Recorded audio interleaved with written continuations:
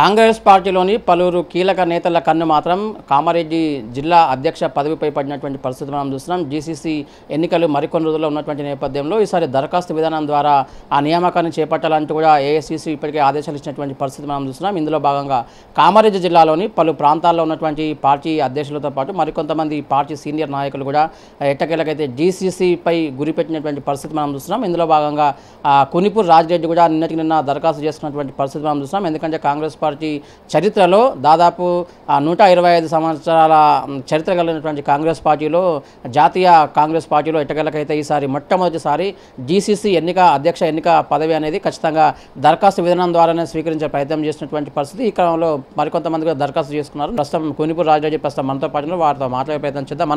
మీరు ఒక పిహెచ్డీ ఉండి ఒక డాక్టరేట్ పట్టా పొందినటువంటి నేపథ్యంలో మరి కాంగ్రెస్ వైపు ఎందుకు రావాల్సి వచ్చింది? అదే సందర్భంలో జీసీసీ అధ్యక్ష పదవి రేసులో ఎందుకు ఉండాల్సి వచ్చింది?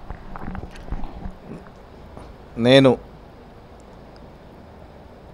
ఈ స్వాతంత్రం తెచ్చిన పార్టీ కాంగ్రెస్ పార్టీ, మనకు తెలంగాణ ఇచ్చిన పార్టీ కాంగ్రెస్ పార్టీ. నాకు అప్పుడు ఇందిరమ్మ, మేము చిన్న ఉన్నప్పుడు ఇందిరమ్మ పేరిన వాళ్ళం. అంటే కాంగ్రెస్ పార్టీ బీద ప్రజల పార్టీ, ఏదైనా చేయగలిగేదంటే కాంగ్రెస్ పార్టీ అనే నమ్మకంతో 2001లో నేను డిగ్రీ చేస్తున్న రోజుల్లోనే 2001లో గ్రామస్థాయి అధ్యక్షునిగా ఇక్కడ సుమారు 5 సంవత్సరాల పాటు 2006 వరకు పనిచేయడం జరిగింది. దీని తర్వాత తెలంగాణ యూనివర్సిటీలో నేను పీజీ చేస్తున్నప్పుడు ఎన్ఎస్సిఐ మొట్టమొదటి అధ్యక్షునిగా 2 సంవత్సరాల పాటు పనిచేసి అప్పటి స్వర్గీయ ముఖ్యమంత్రి రాజశేఖర రెడ్డి గారిని కలిసి శంకుస్థాపన కొరకై తెలంగాణ యూనివర్సిటీ కొరకు వెళ్ళడం జరిగింది. అంటే ఒక కాంగ్రెస్ పార్టీలో సామాన్య కార్యకర్తని నేను ఒక చిన్న గ్రామం నాది, ఆ గ్రామ స్థాయి నుంచి ఒక ముఖ్యమంత్రిని కలిసే రోజుల్లో 18 సంవత్సరాల క్రితమే వెళ్ళడం జరిగింది. యూనివర్సిటీలో కూడా ఎన్ఎస్యూని బలోపేతం చేయడం జరిగింది. దాని తర్వాత తెలంగాణ ఉద్యమంలో క్రియాశీలకంగా ఉన్నాం. 2012లో ఎక్కడ లేని విధంగా ఏ రాజకీయ పార్టీలు కూడా యువజన కాంగ్రెస్ ఇట్లా ఎన్నిక పెట్టవు. యువజనాల యూత్కు ఏదో నామినేట్ చేయడం జరుగుతుంది, లేకపోతే కొడుకు తండ్రులు లీడర్ ఉంటే కొడుకులకు ఇవ్వడం అట్లుంటుంది. కానీ మన రాహుల్ గాంధీ గారు 2012లో ఎలక్టెడ్ విధానం పెట్టిండు. దాంట్లో నేను బాన్స్వాడ అసెంబ్లీ యూత్ కాంగ్రెస్ అధ్యక్షునిగా ఎన్నికై బాన్స్వాడ నియోజకవర్గంలో యూత్ కాంగ్రెస్ అంటే రాజిరెడ్డి అంటే యూత్ కాంగ్రెస్ అనే విధంగా ప్రతి గ్రామంలో నేను పార్టీని బలోపేతం చేయండి. అది గుర్తించి 2015లో రాష్ట్ర ప్రధాన కార్యదర్శిగా అవకాశం వచ్చింది. దాంట్లో ఎలక్ట్ అయ్యి నా మిత్రులు, నా సన్నిహితంగా ఉండే వ్యక్తులందరూ నన్ను రాష్ట్ర స్థాయికి పంపడం జరిగింది. వారి ఏదైతే ఎలక్ట్ చేసి పంపిరో వారి నమ్మకాన్ని వమ్ము చేయకుండా సికింద్రాబాద్ పార్లమెంట్ యూత్ కాంగ్రెస్ 4 సంవత్సరాలు, మెదక్ పార్లమెంట్ యూత్ కాంగ్రెస్కి 1 సంవత్సరం, 5 సంవత్సరాల పాటు ఇన్ఛార్జ్గా వ్యవహరించడం జరిగింది. బీదర్ అసెంబ్లీ ఎన్నికల్లో బీదర్ జిల్లా ఇన్ఛార్జిగా కూడా ఒక 6 నెలల పాటు పనిచేయడం జరిగింది. ప్రస్తుతము నేను పిసిసి డెలిగేట్గా కొనసాగుతున్నాను. రాజకీయం అనేది ప్రజలకు సేవ చేయాలనే ఉద్దేశంతో నేను ఈ కాంగ్రెస్ పార్టీ చేయడం జరిగింది. కానీ దేవుడి నాకు ఓన్లీ పార్టీ పదవులే 24 సంవత్సరాల పాటు ఓన్లీ పార్టీ పదవులే అవకాశాలు వచ్చినాయి. కాబట్టి నేను ఇది కూడా మన అఖిల భారత కాంగ్రెస్ పార్టీ అధ్యక్షులు మల్లికార్జున ఖర్గే గారు, యువనేత రాహుల్ గాంధీ గారు దరఖాస్తు చేసే విధానాన్ని ఈ మాలాంటి వాళ్ళ కోసమే పెట్టినట్టుంది. ఇప్పుడు మా రాష్ట్ర ఇన్ఛార్జ్ మీనాక్షి నటరాజన్ గారు ఎన్ఎస్ఏ యూత్ కాంగ్రెస్ నుంచి వచ్చిన వాళ్ళే. అదేవిధంగా పిసిసి అధ్యక్షులు మా జిల్లా వాస్తవ్యులు పెద్దలు మహేష్ అన్న గారు ఎన్ఎస్ఏ యూత్ కాంగ్రెస్ నుంచి వచ్చే వాళ్ళే.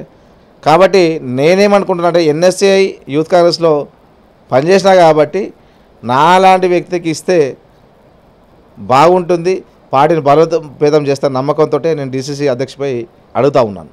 అంటే ఎన్నేళ్ల పాటు మీరు కాంగ్రెస్ పార్టీ వెన్నంటే నడుస్తూ వస్తున్నారు, ఎలాంటి పాత్ర పోషించారు? మరి ముఖ్యంగా కాంగ్రెస్ పార్టీ విధి విధానాలను ప్రజలకు తీసుకువెళ్ళేటటువంటి క్రమంలో ఎలాంటి ప్రయోగాలు చేశారు? అదే సందర్భంలో ప్రస్తుతం జీసీసీ అధ్యక్ష పదవి రేసులో కూడా ఉన్నట్లుగా తెలుస్తుంది. మరోవైపు మిగతా వాళ్ళ క్యాండిడేట్లతో ఎలా పోటీ ఉండబోతున్నారు మీరు భావిస్తున్నారు? జీసీసీ పదవి మీకు వరించే అవకాశం ఉందని భావిస్తున్నారా?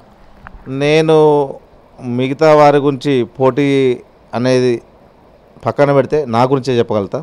ఎందుకంటే నేను యూనివర్సిటీ అధ్యక్షునిగా ఒక గుర్తింపు యూనివర్సిటీకి ఎన్ఎస్సీ అని ఒక గుర్తింపు తెచ్చిన వ్యక్తిని. అదేవిధంగా యూత్ కాంగ్రెస్లో బాన్స్వాడ నియోజకవర్గంలో 10 సంవత్సరాల పాటు ఎంత కష్టపడ్డానో మీ అందరూ తెలుసు. పార్టీ నాకు ఏ వ్యక్తి వర్గం కాదు, నేను పార్టీ వర్గం. కాంగ్రెస్ పార్టీ సిద్ధాంతాల కోసం, కాంగ్రెస్ పార్టీ నిర్ణయం కోసం పనిచేసే వ్యక్తిని. 24 సంవత్సరాలుగా కాంగ్రెస్ పార్టీలో ఉంటూ బాన్స్వాడ నియోజకవర్గంలో ఎంతోమంది కనీసం వార్డు మెంబర్ కూడా పార్టీ మారిన వ్యక్తులు ఉన్నారు. కానీ నేను ఏ రోజు కూడా పార్టీ ఆశించలే, నా స్వార్థం ఆశించలే, డబ్బు ఆశించలేదు. నేను కేవలం కాంగ్రెస్ పార్టీ కొరకే ఎన్ని ఇబ్బందులైనా, ఎన్ని కేసులైనా, ఎన్ని గొడవలైనా పార్టీ కొరకే నిరంతరం పనిచేయడం జరిగింది.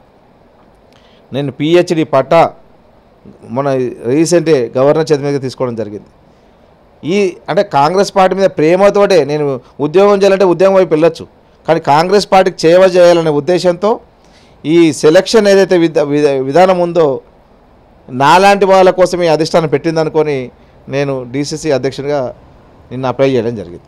సో కామారెడ్డి జిల్లాకు సంబంధించి ఇప్పుడు జీసీసీ అధ్యక్ష పదవి వయసులో పలువురు ఉన్నప్పటికీ కూడా ఆ పలువురు మద్దతు ఉందని కూడా ఇప్పటికే ఒక ఊహాగానం అయితే ఊపందుకున్నటువంటి నేపథ్యంలో మరి రాజిరెడ్డికి, కునిపూర్ రాజిరెడ్డికి ఇటు ఎంపీ సురేష్ షెట్కార్తో పాటు జుక్కల్ ఎమ్మెల్యే తోట లక్ష్మీకాంతరావు, ఎల్లరెడ్డి ఎమ్మెల్యే మదన్ మోహన్ రావుతో పాటు బాన్స్వాడ ఎమ్మెల్యే సలహాదారు పోచారం శ్రీనివాస్ రెడ్డితో ఎలాంటి మద్దతు ఉండబోతుంది, వాళ్ళ మద్దతు ఎలా కూడగట్టుకోబోతున్నారు ఈ జీసీసీ అధ్యక్ష పదవికి సంబంధించి? నేను ఎంపీ సురేష్ షెట్కార్ గారు తెలంగాణ కోసం పోరాడిన వ్యక్తి. సోనియా గాంధీ గారిని తెలంగాణ ఇప్పించే వరకు, తెచ్చే వరకు పోరాటం చేసిన వ్యక్తులలో సురేష్ షెట్కార్ గారు. ఎందుకంటే సురేష్ షెట్కార్ గారి 16 సంవత్సరాల నుంచి 2009లో ఎంపికైన నుంచి నాకు సన్నిహిత సంబంధం ఉంది. వారు కూడా యూత్ కాంగ్రెస్ నుంచి వచ్చిన వాళ్ళే. ఎల్లారెడ్డి ఎమ్మెల్యే మదనన్న గారు ఎంపీగా పోటీ చేసిన 2019 నుండి కూడా సుమారు 6.5-7 సంవత్సరాలుగా నేను తనతోనే ఉంటున్నాను. తన కూడా మద్దతు ఉంటుందనుకుంటున్నాను. లక్ష్మీకాంత్ అన్న కూడా జుక్కల్ ఎమ్మెల్యే గారు ఎమ్మెల్యే కాకముందు పరిచయం, యువకుడు, నాలాంటి యూత్కు సపోర్ట్ చేస్తాడని నమ్మకం ఉంది. మా పెద్దలు రాష్ట్ర వ్యవసాయ శాఖ సలహాదారులు బాన్స్వాడ ఎమ్మెల్యే పెద్దలు పోచారం శ్రీనివాస్ గారు కూడా ఆశీర్వాదము, ఈ అందరి ఆశీర్వాదము నాపై ఉంటుందని నమ్మకం ఉంది. ఎందుకంటే నేను ఏ రోజు కూడా వ్యక్తిగత విమర్శలకు పోను, ఏ వ్యక్తిని కించపరచలేదు. పార్టీని నమ్ముకొని ఉన్నా. కూనిపురారెడ్డి అసలు ఎవరు అంటే కాంగ్రెస్ పార్టీ కూనిపురారెడ్డిని ఈ స్థాయికి తెచ్చింది. కాబట్టి కాంగ్రెస్ పార్టీ నన్ను ఎంత గుర్తించిందో నేను కాంగ్రెస్ పార్టీకి అంత సేవ చేయాలి. నేను ఆర్గనైజేషన్లో పనిచేసిన ఎన్ఎస్సీ యూత్ కాంగ్రెస్ కాబట్టి వీళ్ళందరి సలహా సూచనల మేరకు కామారెడ్డి నియోజకవర్గంలో కాంగ్రెస్ పార్టీని బలోపేతం చేయడమే లక్ష్యంగా ముందుకెళ్తాం.